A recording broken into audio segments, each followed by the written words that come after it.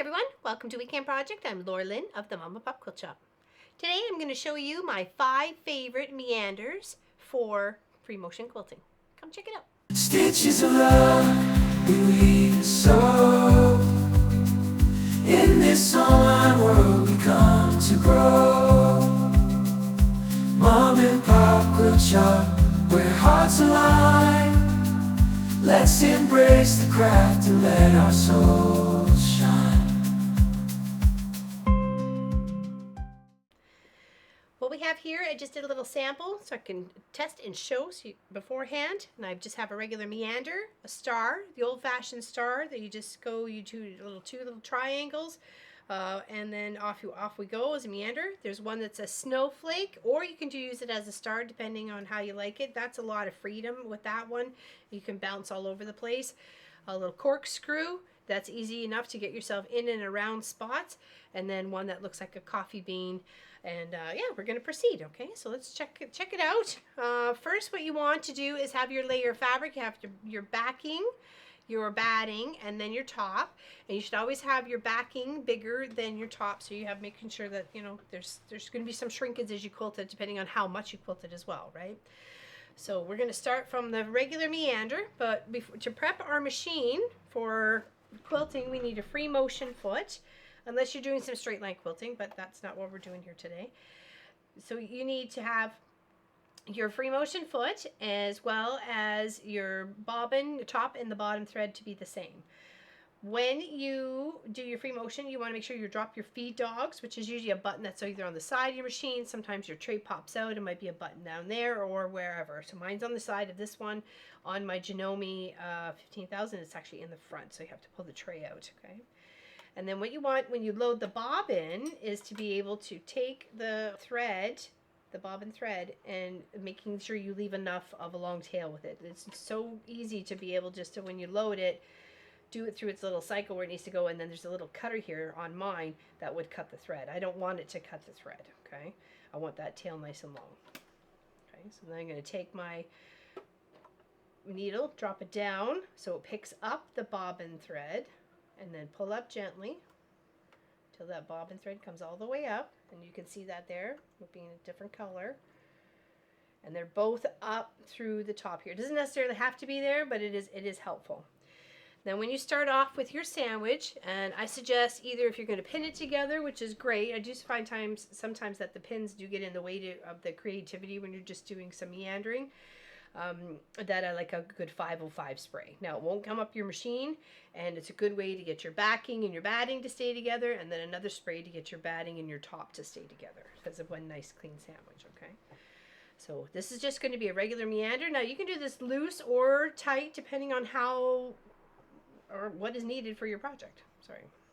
Okay, so I have pulled my bobbin thread up to the top, as you can see that there, and then I have my top thread, and they are together, and they're off to the side.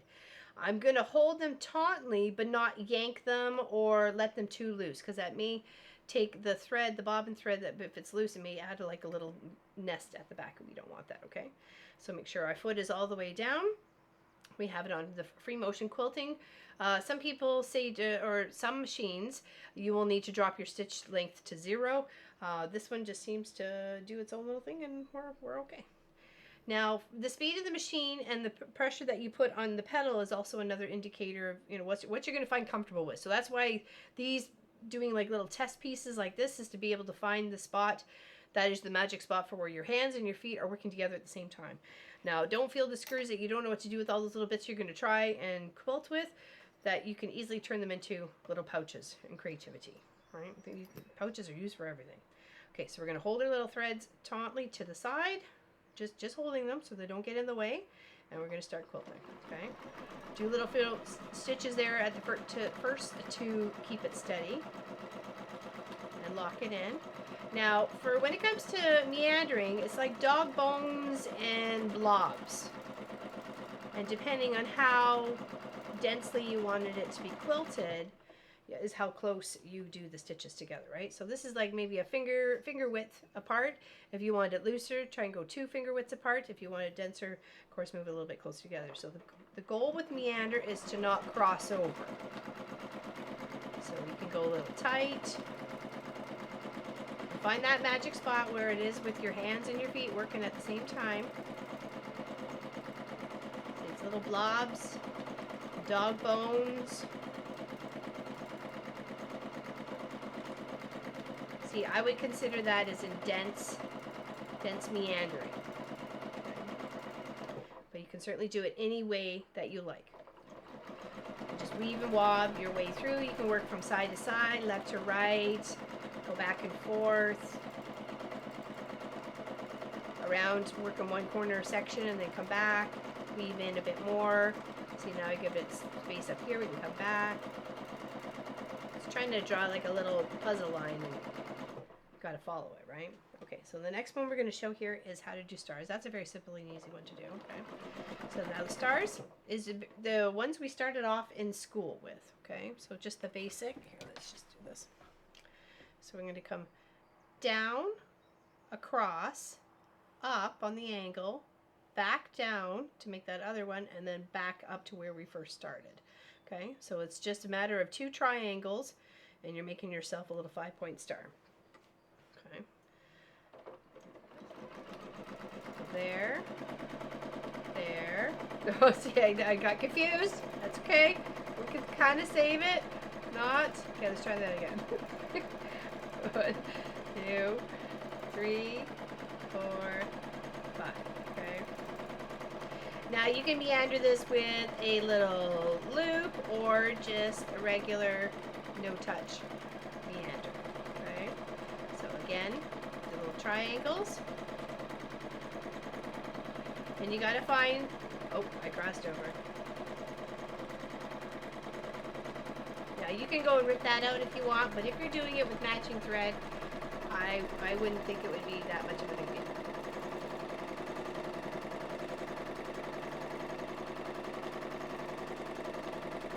Now there is gloves to help you if you want, because the dyes transfer from fabric dyes transfer onto your hands, as well as the oils from your hands can transfer down onto your projects. Okay, so if you're really into the whole free motion and meandering or doing quilting on your domestic machine or your mid-arm, then I would invest in some gloves.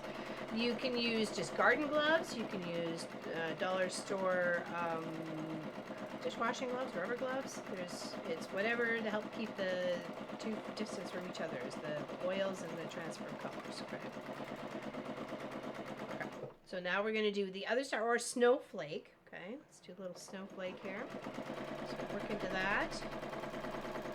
It's back and forth, and then come back to the center, and then you're going to go left and right. It's like a compass. Okay, you're going to do north, south, east, west, and then the southwesties and the northeasties and all those in between.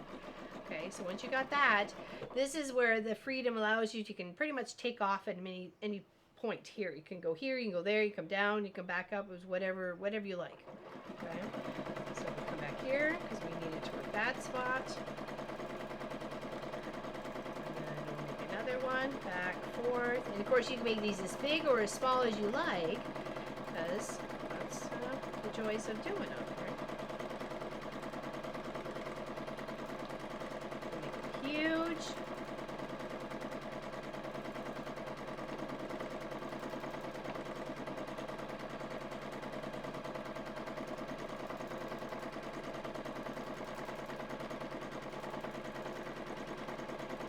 My favorite is the like a loop meander, but I've shown that so many times.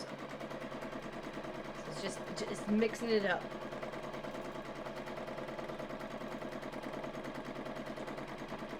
And don't worry about if you make a mistake, because it's like a snowflake or a star, and they're all different and unique. Right?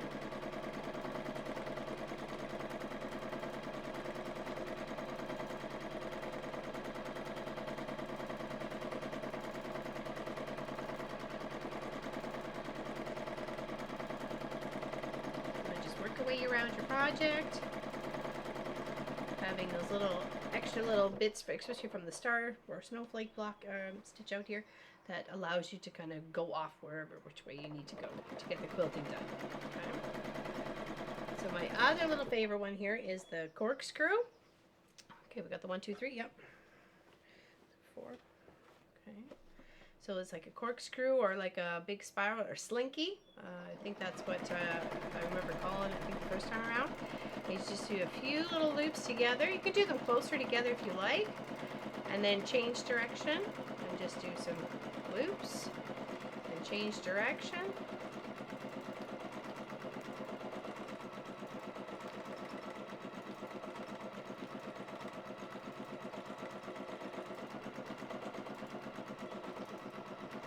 This one also is very forgiving on which way you go with it. Do 3, 4, 5 little loops. Sorry, I wasn't going as fast as I should there. And this one also can really work yourself in and out of tight spaces. Okay, sorry, I should have let my hands readjust myself on the fabric there.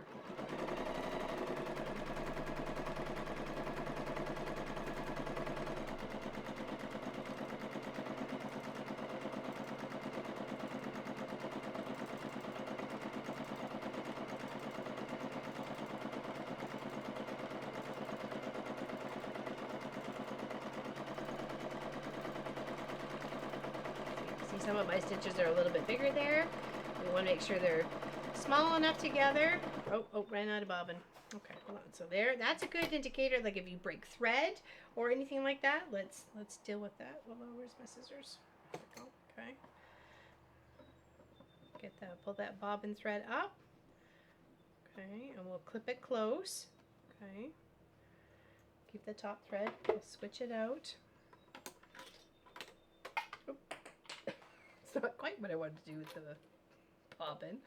Just tossed it right off the desk. Okay, now we're going to drop down and pick up our bobbin thread. Of course, yours would be matching.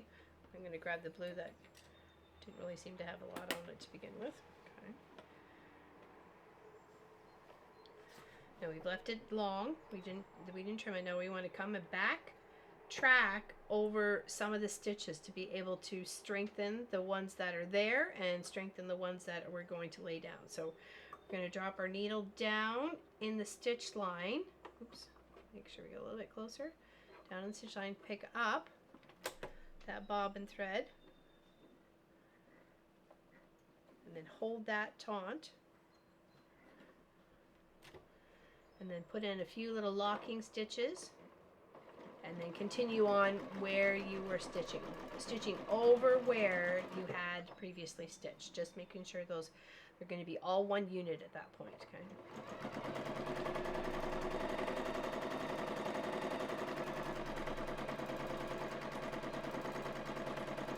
This is a fun one to do too, because you can just kind of go wherever. Okay. Oops, that looped over there. We gotta make a bow tie.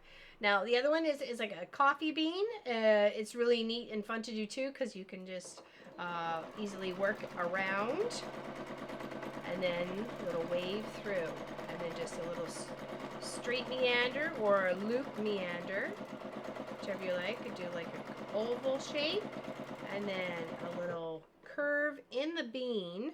That looks like a coffee bean. You can do like less of dramatic one. You can maybe put a little curl in there if you like, and make them as big as or as small as you like.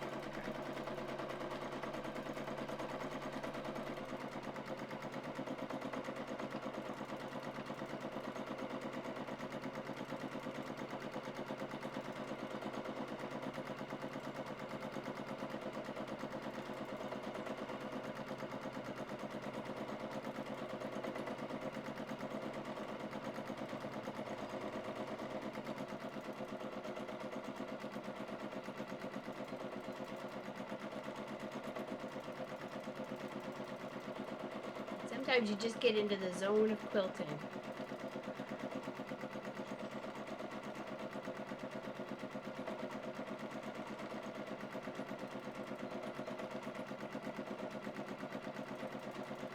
There's also, if you wanted to just kind of do a couple of little circles inside of each other, kind of looks a bit like a clamshell or like an eye.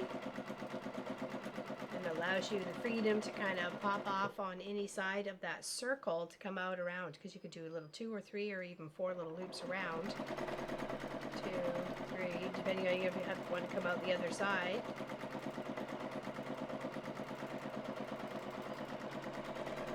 There, a little bit better on the speed.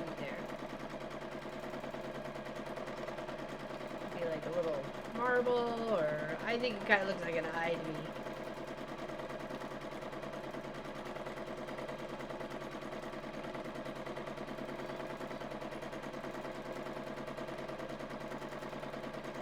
And those are my favorite 5 top meanders to do on quilts. I did a whole coffee quilt for a customer, and it was nothing but beans and wisp and everything else like that. So thank you for joining me today. I greatly appreciate you, and hope you have a fantastic weekend. Big hugs. Oh, good time on that one. Ran out of bobbin. Big hugs to you, and I hope you have an amazing rest of the day. Okay? We'll see you on the next one. Don't forget to like and subscribe and hit the bell. See you soon. Take care.